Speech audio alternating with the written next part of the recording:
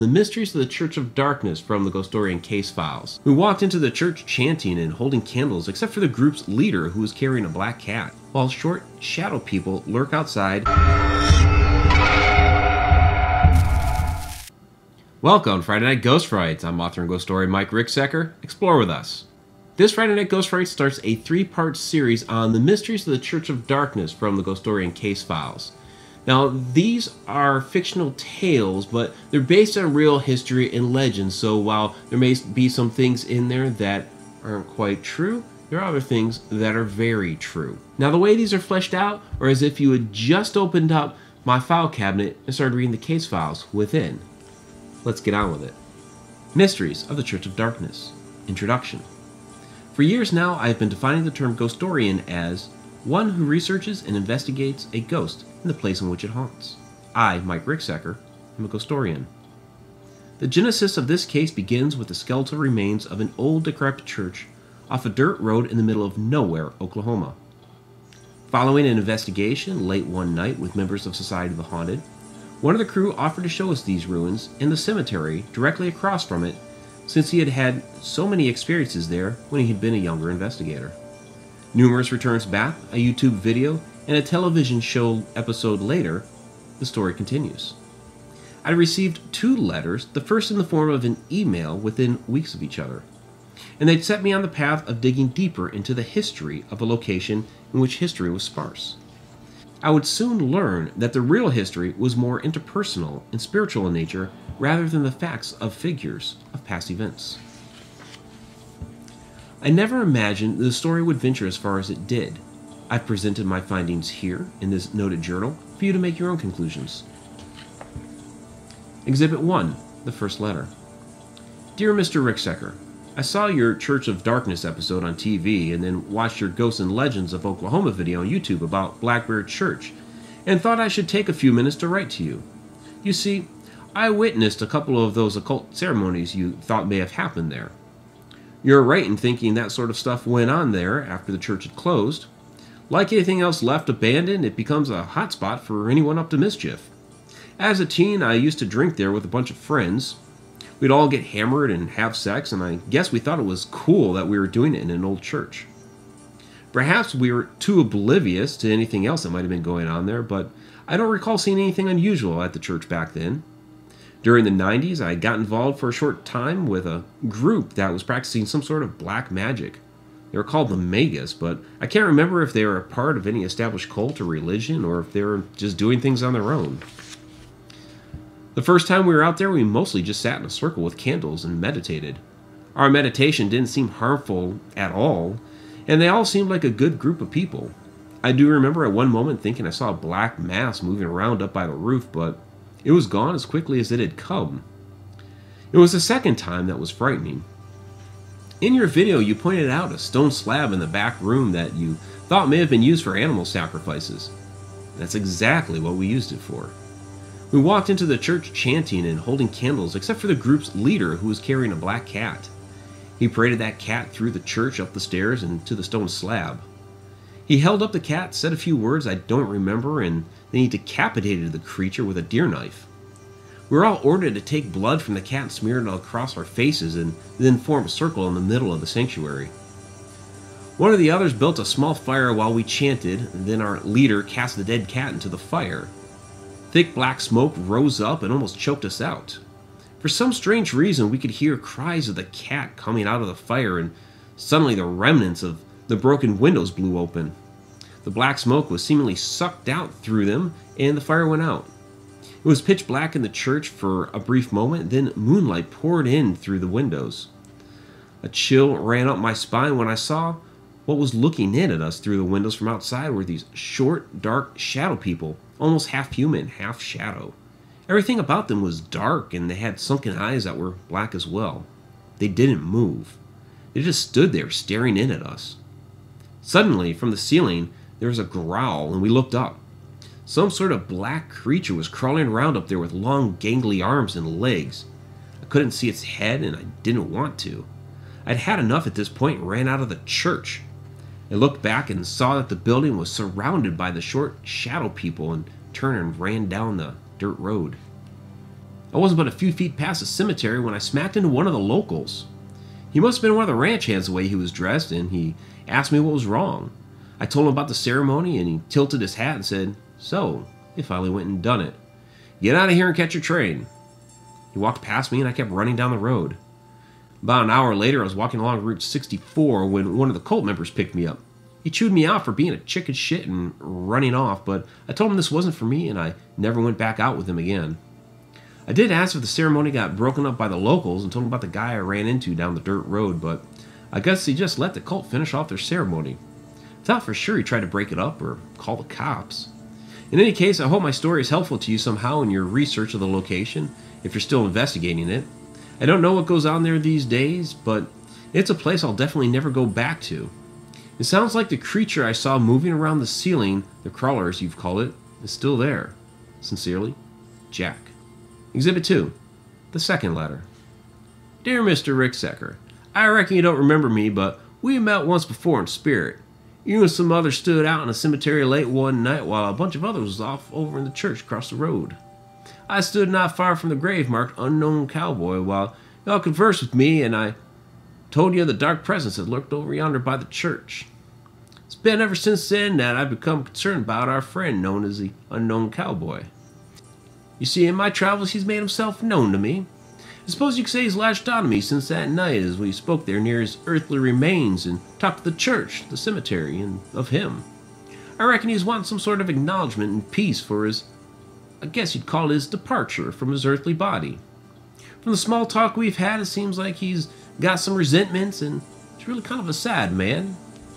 I was fixing to reach out to you before now, but I finally have because I've heard that you've got a speciality in finding out about the history behind the spirits that live in certain places. I'm hoping you can figure out who this Unknown Cowboy really is so I can put him at ease while he tags along with me. You can write me about your findings through the post if you'd be so kind as to look into this matter. Yours eternally, Bartholomew Jenkins. Ghostorian's note. While the request is odd enough, the identity of the requester is even odder. Bartholomew Jenkins is dead. Exhibit 3. Case background notes. The Unknown Cowboy marker is located in Black Bear Cemetery in Olive Township, Oklahoma, just across the dirt road from what is known as Black Bear Church. But when it was in operation, it was known as the New Bethany Baptist Church. The church ceased services sometime in the late 60s or early 70s and has since fallen into severe disrepair. The cemetery is kept up by the locals who have family buried there. The identity of the Unknown Cowboy has remained a mystery for decades. Black Bear, both the church and the cemetery, have been featured in Ghosts and Legends of Oklahoma, Campfire Tales Midwest, and on the television show My Ghost Story, in which I was also featured. I've also produced a YouTube documentary on the location. There's sparse information about the history of the location. The cemetery was once known as Baldwin Cemetery, named after the family that owned the property. Arthur D. Baldwin moved his family there from Missouri in 1896, just after the 1893 Cherokee Strip land run. The church was built across from this parcel of land sometime after, and Baldwin offered use of a piece of his property for the cemetery. One newsworthy item from the New Bethany Baptist Church was in 1942 when it was awarded a $500 bond in a newspaper-sponsored scrap metal drive for the war effort that nearly paid for all of their $693 debt. The 40-member church had collected 3,275 pounds of metal. But aside from that tidbit and the eventual passing of the patrons, there is little known. Abandoned, the building has become an attractive haven for teens and local cult practitioners. Paranormal teams are attracted to the area for the hotbed of energy that seems to emanate from the old church. While the grounds of the burial site are well kept, the church is a shell of its former self, crumbling and missing its roof, overgrown with vegetation and graffiti laden. As a point of clarification, I must note that when I have discussed Black Bear Church and talked about occult practices, I have only done so in the sense that there has been some evidence of these things happening after the church closed its doors for worship.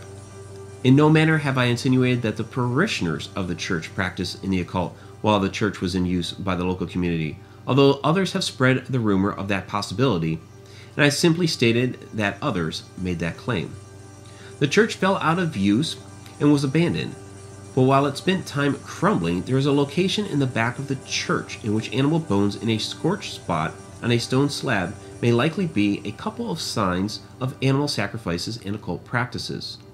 The dilapidated state of the building also lends to wild speculation of what has gone on there, and these rumblings turn into local legends that may or may not be true.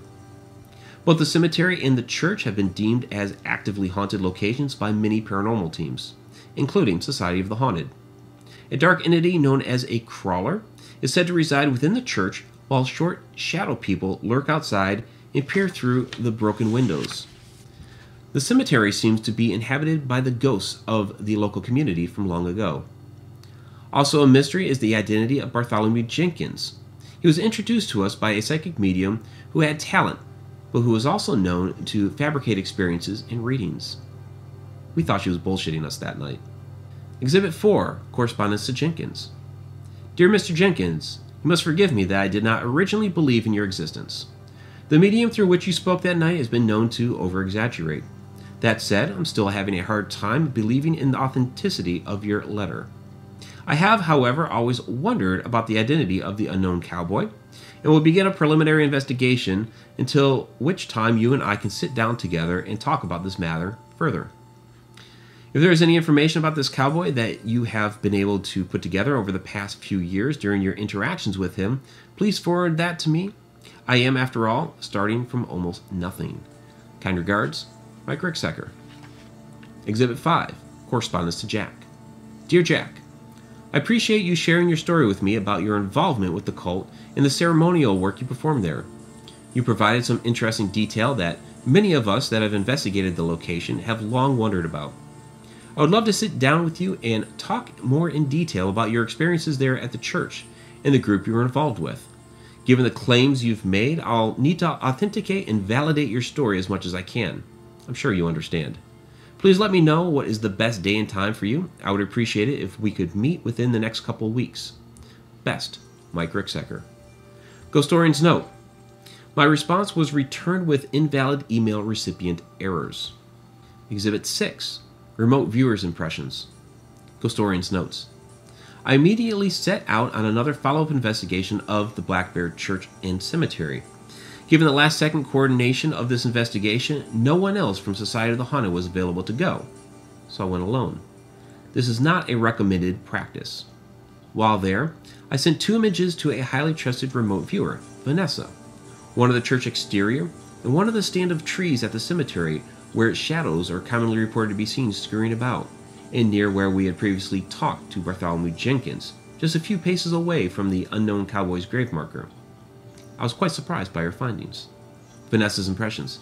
I know this may sound bizarre, but the primary figures in both these pics are children.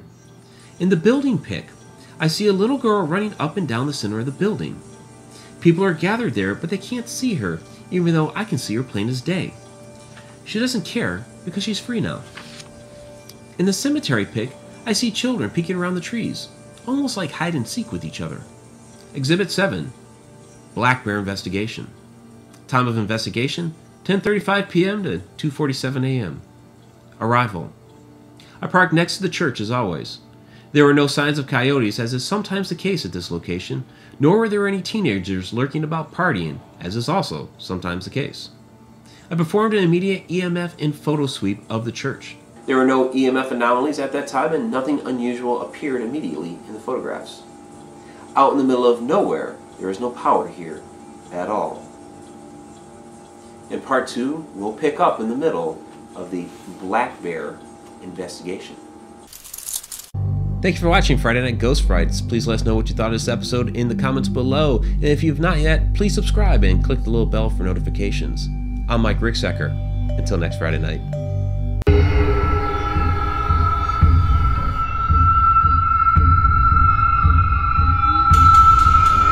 Across the street from the church is the Black Bear Cemetery.